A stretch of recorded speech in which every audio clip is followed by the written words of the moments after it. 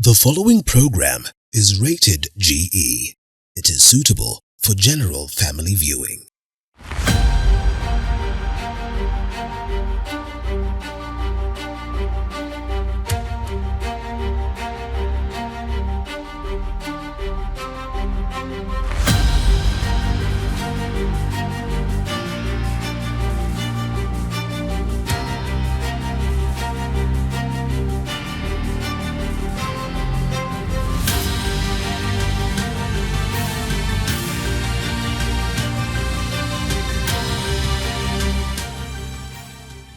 Panelists, as we move along, I think you realize the journeys of our conversation. And being vulnerable is a very challenging thing. And I think as we start the conversation, people get nervous.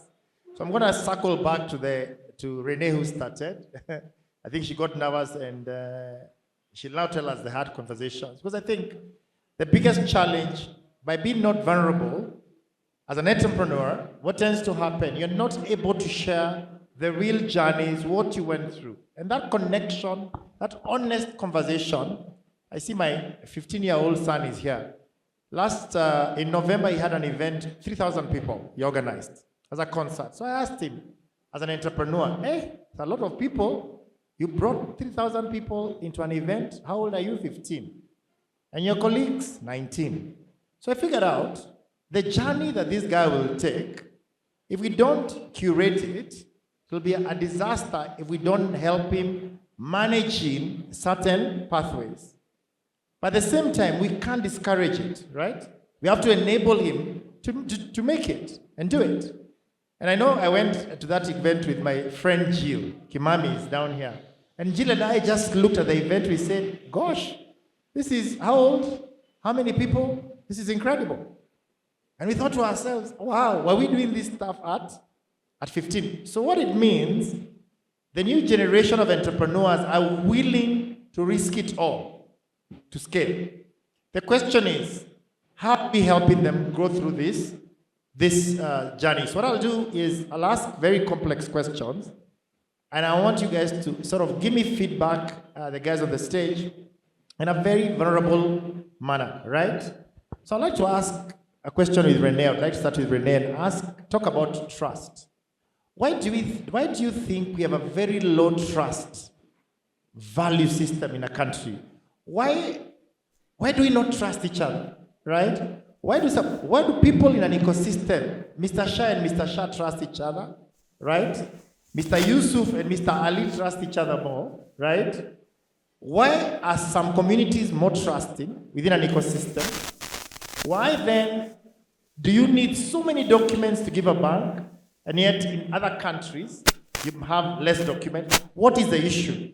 Is it a political issue because we don't trust our politicians, or we think they're going to jump? I don't know. You tell me. What do you think is the motivation around such a low trust infrastructure amongst ourselves as a country and as entrepreneurs? Thank you, Mike. You've been in healthcare, and you've been in healthcare, you understand even you have a bigger trust problem. Let me answer first at a very cellular level. Ladies and gentlemen, tell the truth to the answer to this question. For those of you, first to the women, when you were kids, what skin color was the doll that you wanted to own?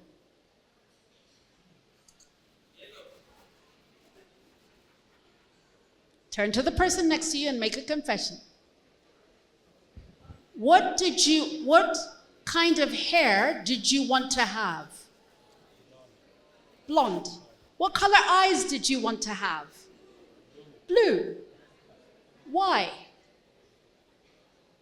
Because from childhood we were taught that the images of deity were blonde, blue-eyed, yellow or white, whatever. And you, me, I'm the opposite of that. My skin color is not yellow. I know ni rangi ya tao, but it's not yellow. My eyes certainly aren't blue, and I promise you, under the headscarf, it's very kinky. And so when we start from there, at the age when we don't know any better, and the imprint into us is that the closer, deity is closer to a certain color and away from another, then you've got a problem at the level of identity. Let's then layer that with a systemic and structural challenge that which is made by the color that looks like this automatically is suspect. There is study after study that shows that darker skinned people are more likely to be arrested. Have a think about what that means. That there are studies that show that there is a difference in the level of care, health care, social service care, service that is given even in public spaces to those who are lighter skinned versus those who are darker skinned. And gentlemen, if you don't think that's the truth, turn to the lady next to you and ask if she has ever experienced being served differently because of the hue, not even the color, since now we're all black, okay, most of us, but because of the hue, that if she is lighter skinned, she is more likely to be served than darker skinned is. True story or not true story? Let's just tell the truth. So now let's transpose that, which is a societal issue, into healthcare. Our traditional healthcare systems are not believed. So if you're told to drink murubaine versus malaria queen, where do you go? Why? Is not malaria queen a derivative of murubaine? Why would you not take murubaine? In the same way, if traditional medicine comes from certain countries, then is it not better accepted than the one that comes from? And so when you boil it down to a healthcare issue, when we are layering substack over substack over substack of that level of discrimination against ourselves, the doctor who tells me to go home and drink ginger lemon honey, in other words, dawa, can't be the right doctor. It's the doctor that gives me a pill, true story or not. But if we are to deal with, and COVID has shown us this, if we are to deal with issues and matters healthcare, we've got to first ask of ourselves, what is it in our environment that will allow us to be better, to engage in preventative rather than curative care, that we can find in our own environment that does not exclude people because they don't have money. And that requires a fundamental shift in what we accept as being effective and who we accept ourselves as being worthy. For as long as we don't agree that we are not children of a lesser God. Yeah, I went there. For as long as we don't agree that we are not children of a lesser God, anything we produce is suspect because we're not blonde, blue-eyed, and white. And that is the first thing that we need to challenge. Great. Thanks, Renee. And it's great you talked about healthcare and also how that whole trust ecosystem is. But I still want to go back as us as individuals, right? The questions are really, there's a lot we read about. There's a lot that is said in newspapers. We want to really learn to be vulnerable and talk about your view based on the 5 states, right? So my questions are really to push you to start thinking and to help the audience and global audience, at least African entrepreneurs, and also people in the ecosystem to understand what goes through our mind as we make certain decisions. And why we don't question enough, because we don't have a framework of engagement, okay? So my second question is to George Ikua. George talked about internal chaos. Those who don't know George has 19 businesses. We sat with him the other day. Actually, when he came to prepare, I sat with him on Saturday here. We were meant to meet for 2 hours. We ended up sitting here, 2 men only. We sat out there from 2 to 10 o'clock. We sat for 7 hours. 7 hours. George and I ended up having such a candid and honest conversation about life. He told me he's got 19 businesses. He's very guilty that some of them, he's closed them down. So he looks at those businesses as orphans. I told him he has to heal to move forward. Because for him to build the 22nd business that is great, he has to heal from the 19. And I told him, at the end of the day, you have to choose your battles. Your kids, you can compromise, correct? Some of your friends, you can put them aside. Time, you don't have it on your side. George, you reach a certain point, you need to understand 24 hours. So I told him we need to put on that chess set the variables, what he can trade off, what he's not going to trade off. He knows the king, the queen, whatever. He needs to figure out what he's not going to trade off. So when George, my question to you is, you've been through difficult moments, great moments. Your wife passed away some time back. You really took care of her. You jumped into this journey. You went through such a sad moment in your life, and now you're trying to rebuild with kids who I know. I would like to ask a question. How do you rebound back? And how do you remove clutter, post our conversation, and also what you're trying to do? Because you have to do it. At 70, you cannot say you've got a 30th business or 40th business. It will be too expensive. So what's your plan? I think you need to owe it. Sometimes I'm challenging you because if you put your dreams out there, and I told you, one thing will happen when you put your dreams out there. You challenge yourself in front of 20,000 people. What will happen? You will most likely only have 2 businesses until the next 15 years. Because you'll make sure you take care of the 2 to 22. So over to you, George. Sorry, I put you on the spot. No, I'm actually very proud of my orphans, but I'm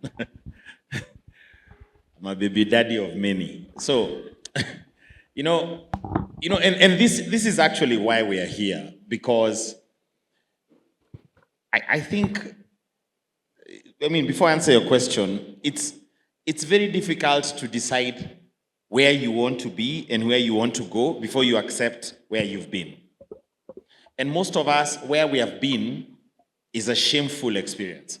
So, for example, as an entrepreneur, I remember if you're transitioning from employment, owing someone 1,000 bob in the employment floor was a taboo. Now you're an entrepreneur, you ask your accountant, give me the list. It's not one guy, there's like a list.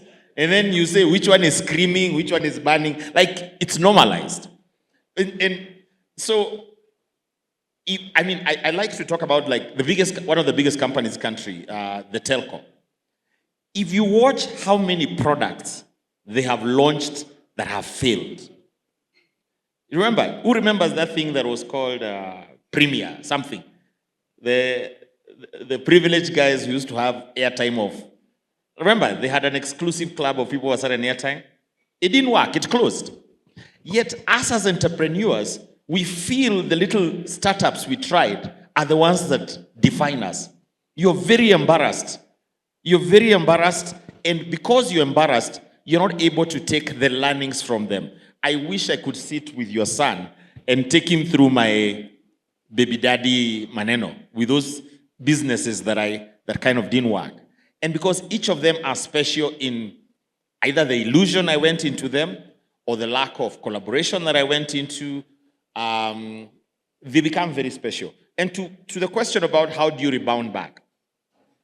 They say I think entrepreneurship is, being a founder is a state of madness. Because you're seeing something which only you see. We talk about vision. You're very clear. And you're hedging everything. Everything. Even your family, your sanity, your health. You're hedging it on that this thing will work. In a space where 99% of businesses fail by year 10. I remember somebody asked me the other day, name a 50-year-old single Kenyan-owned business. Couldn't even name like 5 of them. Name a 40-year-old. Name a 30-year-old business. Name a 20-year-old business. You can't. Yet, if I ask everyone here, they have a legacy plan. Legacy, and you can't even name another 20-year-old business.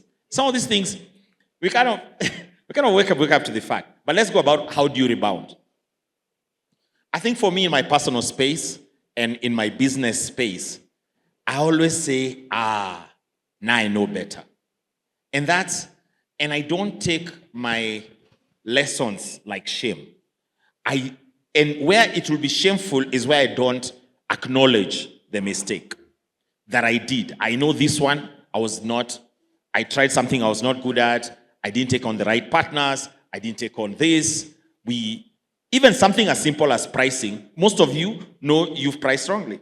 And this goes back to what Rene was talking about, like, if every day you don't know you better, like when I was telling you when I was talking there, most of us really knew ourselves at the age of 6. We knew what we liked to eat. We knew who we liked. We knew what we don't like. We knew the shows we liked.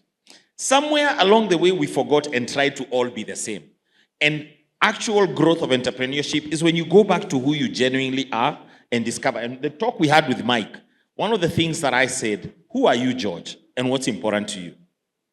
And what are your non-negotiables? My kids are non-negotiable.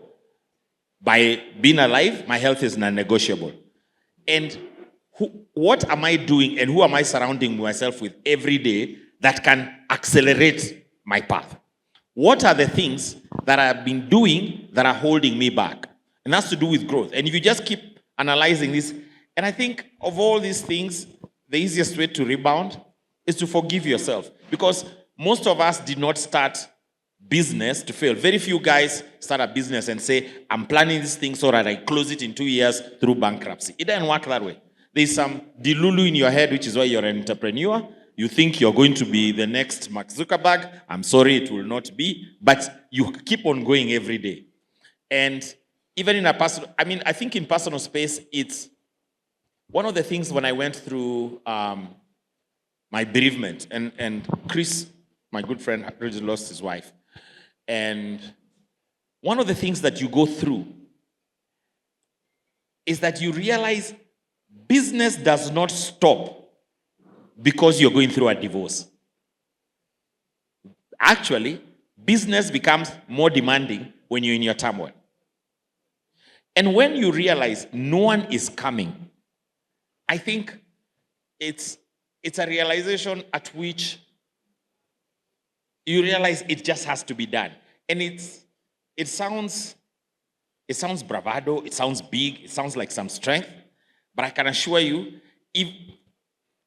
if you know there is no one who is coming, and the life of an entrepreneur is that lonely, no one is coming, it's only you can adjust, then if you turn and say, okay, what have I learned from this bad situation? And what can I do one step towards work? So what I would say is, for me, that whole bouncing back goes back to, I have a very healthy appreciation of the messes I make.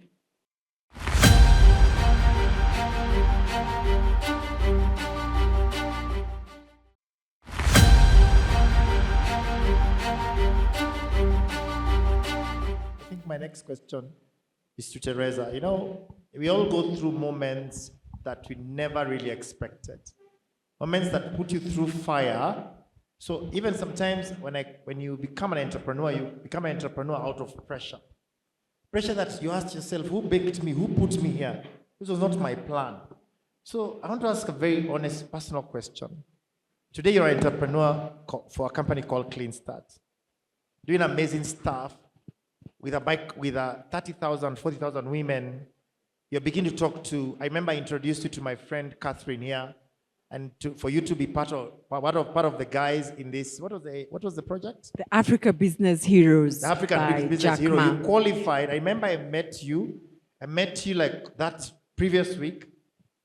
Catherine, who is here, she's a panelist. I told her, look, I met somebody amazing. Do you mind if she can join the African Business Heroes? And you qualified to be among the the guys in Africa to have this conversation, right? It's a very, very intimidating group to be in because it's a Pan-African conversation. You have to be very candid about how you get there. So it's how entrepreneurs help each other.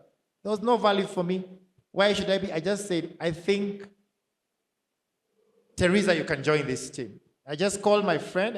I think there's somebody who must apply for this. And you ended up making it. Congratulations. So, clean start. Do you think you'd have been even possibly near to start clean start if you had not gone through the most traumatic experience in your life? Do you think right now you'd be seated as a banker, none of these nice big banks being acquired every year, now you'd be one of those guys going to be headhunted as Exco? Do you think you'd have even considered leaving that bank in life to do what you're doing today, which I think has significant impact at a continental level in terms of creating joy we talked about? Over to you.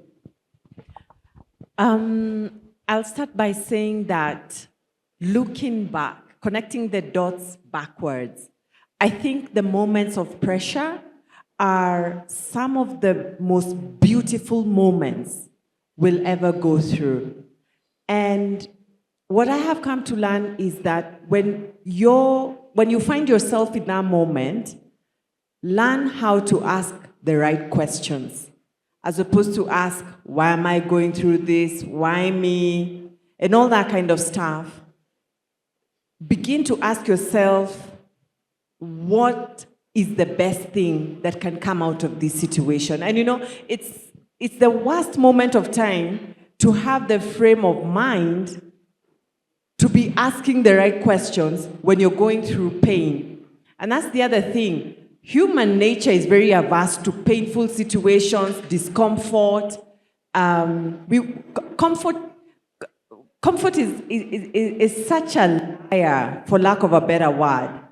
Because, to your question, Mike, if I had never found myself in the deep of pits, sitting at the largest correctional facility for women in this country and asking myself, what on earth am I doing here? I mean, I've built my life in a way that I'm law-abiding, I'm doing the right thing, very well calculated.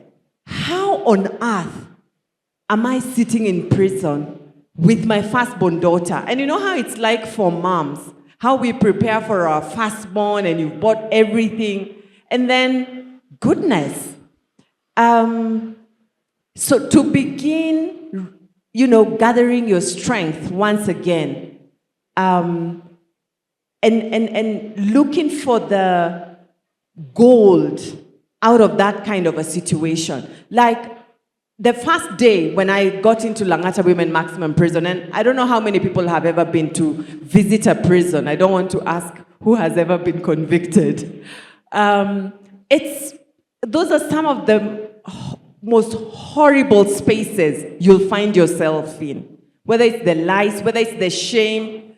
I mean, plus the headlines were reading, bank manager thief. And this is not your identity. You talked about identity, But it's just so many things at once. How do I redefine my identity? I was known as a bank manager. That's now gone. First and foremost, it's now a point of shame because the headlines are reading all the negative things. And then to add on to that, I'm now being referred to as an ex-con. Like all the wrong identities you would ever want to be associated with. How do you begin? How do you rebuild? How do you keep your mind focused in the midst of the worst case scenario that could ever happen to you? So it's asking the right questions. It's surrounding yourself with the right people. But most importantly, it's during those moments of great pressure that the best of you, the genius that you have never ever come close to seeing of who you truly are, that really comes. Because as it has been said, no one is coming to save you. I mean, even if your family wants to save you, even if your friends wants to save you, at the end of the day, the person who holds the maximum job description of unstacking you is you. You have to get yourself out of that situation. You've got to get your mental mindset situation in a point where you're now building the best version. And I alluded to it, the point of no return. And I keep going back to that point of no return. Every time I find myself in those kinds of situations, I mean, that was the worst. But as I've continued building Clean Start, there are times when you've put out the budget, funding is an issue, the businesses you're doing aren't bringing back enough, the bureaucracies in our country, the corruption, the capital gap. You want to do X, but capital, you don't have the capital. The workforce as well, and so many other things. It's always asking myself, what's my point of no return? Because at that particular time when you think you will crash, it's at that particular moment that you could also take off. So turning around, and I've come to practice this thing I call thought replacement. So I've got all this anxiety, I've got all these fears, what could go wrong? But what I've come to learn is that what that does for me is just projecting into my future screen fear. It's projecting into my future screen everything that could go wrong. But what if I replace those thoughts with anticipation of everything that could go right? And then instead of putting brakes, instead of going round in these cycles, I'm using my energy onto my ideas of how we will get unstuck from the situation that we found ourselves in. And if you remember when you were young and it's Christmas Eve and you just can't wait for Christmas Day, you weren't anxious, you were anticipating. So just applying that model all the time so that you can project into your future solutions, and then have the most intention, how do I put it? I think the reason why a lot of entrepreneurs get stuck or do not get to the highest level of who they could become is because we don't have enough intention, enough intensity, enough velocity into the direction of the things that we desire. We are thinking about the things that could go wrong or the realities of the ground, but when you apply the principles of thrust, lift, and momentum, you always find yourself getting to the next levels. And very excited now to see that a moment that was meant to crush me or to, give me a future that was actually counted out. Literally, I would meet people and people would tell me, Teresa, do you realize you're done? Do you realize that you're so dented, you can't come out of this thing? And the options are just take a flight, leave the country, go rebuild yourself somewhere else. But you're thinking to yourself, I'm rebuilding myself in this very country, in this very situation. And just from applying those principles, the very place that was meant to completely finish me is the very place that is bringing life, not just to myself, but to millions of other women. It's a place where the DPP of this country, IG, judiciary, and all this kind of are saying, we need to rethink this thing. And saying to them face on, we can't continue with this corruption.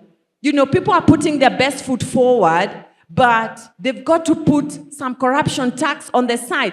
We've got to have those conversations. I like what Renee said. Sometimes it truly has to be you to bring that change, because if not us, then who? Yeah. As you can see, sometimes you get shaped not by what you wanted, it's by experiences that force you to become an entrepreneur. I'm not sure how many of you have gone through that. And sometimes you need to be laid off, become an entrepreneur, right? And sometimes I also think entrepreneurship is out of survival. Some people become survive, you need to pay rent, you need to pay your school fees for kids. So you just start doing something, a full-scope-driven business plan that eventually becomes an Excel-driven, Word-driven business plan. So I guess we're all there. And my question is to Bobby. It's about mental health. You know, Bobby, you said you went through that journey. I think the last time we had a meeting like this, somebody asked how many of us in the room had been auctioned. I think we were how many? We were like, in that room we were 100. Is it 70 or 100? I think 80%, I could see shock in some people. 85% in that room said they have been auctioned. 80%. 85%. Was it 85%? 85%. So Bobby, you know, I don't want to ask people to put up their hands here. It's not relevant. But I think you all know those who have been auctioned or about to or last week or last year. Doesn't really matter, right? I think it's the lesson that you go with. So Bobby, for me, it's about mental health. The other day we had lunch together. I called you on a Sunday, we had lunch. And we talked about mental health, and we talked about the challenges. And I know there's a podcast we talked about killing yourself, or talking about how complex it is to kill yourself. And I'm raising this issue because we've seen sad situations where entrepreneurs are opting for that way to end their lives. And I know it's something that people don't want to discuss, yet it's a conversation, people talk in harsh tones, oh no, what happened? Bobby, I would like us to bring clarity to those entrepreneurs who are going through that moment of, my God, this is the end, right? How would you help or connect to an entrepreneur who is thinking? I remember you told me, Mike, if I had met an entrepreneur who is about to close their lives or say this is the end of my life, I know if I was given 10 minutes, 1 hour with them, I would transform or change them. What made you go through that tipping point? Because I think it was very brave for you to say the amounts of how many suicide opportunities you are thinking, you know, I can do like this, I can take drugs, I can shoot myself, I can do this, right? It's a difficult conversation to have. But I sit and sometimes think to myself, my God, you know, we need to talk about this, and not in harsh tones, not when you're trying to bury you because it's too late. Let's talk about it now, when somebody is about to make that hard decision, because pending bills will be there. Is that correct? Pending bills. School fees will be there. You'll get sick. You'll get divorced. You'll do whatever. You'll lose a business. You'll even lose your reputation. How do you realize that this business is not beholden to you to lose a life or to kill yourself? I'd like you to really, I know you're very clear at explaining this. Don't fear. Let's have a conversation around this very difficult conversation to save many other people's lives who sometimes are not sure about this journey and the journey about tomorrow. Over to you, Bobby. Let's not be shy about it. Thank you, Mike. I mean, you saw the podcast in which I spoke about killing myself. I mean, I tried every angle, but I failed. Like, I just couldn't do it. But the question here is, that was a few years ago, right? But today I'm sitting here, okay? At that moment, it sounded like it was the end of the world. But I'm going to tell anyone who's thinking of committing suicide here, it's not the end of the world until it is the end, right? So it wasn't the end for me, and there was no way I was going to end it. I'm sitting here 7, 8 years later, happier than I've ever been, respected more than I ever was when I had all that fame and money, right? So the story that I was telling myself, and which Teresa and George alluded to, it's a story that you're telling yourself that is actually bullshit. But at that time, you are so down, that you don't see reality. You don't see light at the end of the tunnel. Only thing you see is negativity. And human brain is conditioned like that. We just see the down. We are being battered by it. We've got auctioneers on our case. We're thinking, what are we going to be? What is our social standing, after this? I was here, now what are people going to think of me? But let me tell you something. Guys, let me tell you something. If you reason what I'm going to tell you now, you will start understanding that suicide is just a joke. Right? Do you really think that you can stay in the headlines for more than 3 months. Now let's really think about what I've just said. Do you really think you're going to command the news headlines forever? That's a story in your head. I was hot news, I don't even think, for 3 months. Because by the time people discovered what was going on, somebody else was falling. The other one was having a divorce. In fact, my divorce looked like a joke. Instead, I started looking at the other guys. And here's the funny thing. You don't want to commit divorce. You know what you do? Go and see somebody in deeper shit than you. You'll start feeling better. So if you think you're in a $3 million loss, go and look at the guy who's just lost $10 million. You start consoling yourself. Right? So this story that we speak in our mind is really false evidence appearing real. Fear. That's what it is. So I have a AAA action plan. Number 1, become aware of your situation. And let me tell you, nobody is going to make you aware of your situation. It's going to be singing songs all over. It's going to be going viral. You are aware that you are in shit. You are aware you are in problem. But that's not the issue now. Your awareness is there. The problem is the second A, which is acceptance. We're refusing to accept the situation. And until we don't accept, we can't move forward. It's just not going to happen. Because that story is going to keep playing in your head and it's going to loop around and kill you. And it's going to put you in a frame of mind that will want you to kill yourself. You'll just not see light. But the moment you accept your situation, then there's another A. And that's the time to take action. Because now I've accepted, okay, I'm going to be bankrupt. People are going to talk about me. Okay, that's fine. What next? Well, you've got these 4 issues pending. Why don't we start fixing one by one? You get into action. The fastest way to get rid of worry and fear is action. It's simple as that. Just go take action. And the moment you take action, the momentum starts building. Because when I'm thinking a negative thought, I can think 10 negative thoughts immediately. But the moment I start thinking one positive action, I'll start thinking of the second one, the third one. The momentum will take me in the right direction. And like that, I took action and I decided to take responsibility of my situation. Because guess what? There was nobody coming to bail me out. Let me tell you the wishful thinking that you talked about. You want to hear? Let me tell you this one. I would wake up thinking that somebody was going to knock on my door and say, hey, your family in India died and they left you this pot of gold. You are in their will and they've left you $1 million. Who hasn't thought like that? Ever tell me? Huh? Let me tell you another ridiculous one. There was a time there was a lot of bank robberies happening in Kenya. 90 million, 100 million. And I'm thinking, hey, these guys were shot. Can you imagine if that loot just landed there and I take the 100 million? Who hasn't thought that? I thought that. I thought everything possible. It was all wishful thinking. But let me tell you something, guys. It's not going to come true. Nothing is going to change. Nobody is going to come and bail you out until you fix your mindset and go start acting on fixing your situation. Because when I was doing well, guess what? I was taking all the glory for it, right? It was me. I asked, yes, I was doing it. All the successes. But when I crashed, how was I then expecting my parents, my friends, my family? The problem was too big. How am I expecting them to come and bail me out? Really? No. And if I didn't get my act together, then guess what? Those kids are going to get homeless. They're going to end up in the streets. And life is over. My family legacy is finished.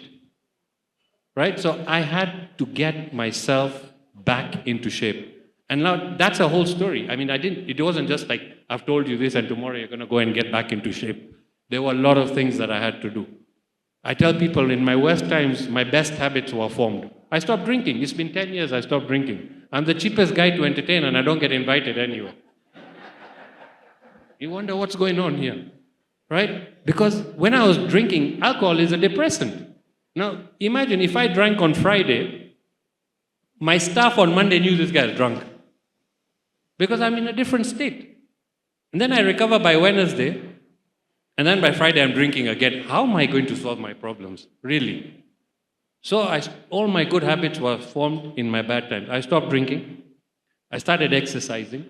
These are things nobody wants to listen to and do. It's boring stuff, I'm telling you. It's the only thing that's going to save your life, guys. I started exercise. I started going to the gym in the morning. I started getting into shape. You do exercise, there's scientific proof behind it. You release the right hormones, you start thinking positively, you start taking the right actions. I read myself out of problems. I started reading books. And here's another thing. You have to build a support mechanism around you. Because at that time, you are your worst enemy. Your thoughts are just killing you. But I was fortunate. I was part of an entrepreneurs organization. I don't know if you guys have heard EO. There's YPO, there's EO. I was part of EO. And I had forum. Forum is basically, you have a group of guys or girls, you have a group of 5 to 7 people in your forum. And I had this bunch of amazing guys who I had never met in my life until they came into EO. I was placed into this group.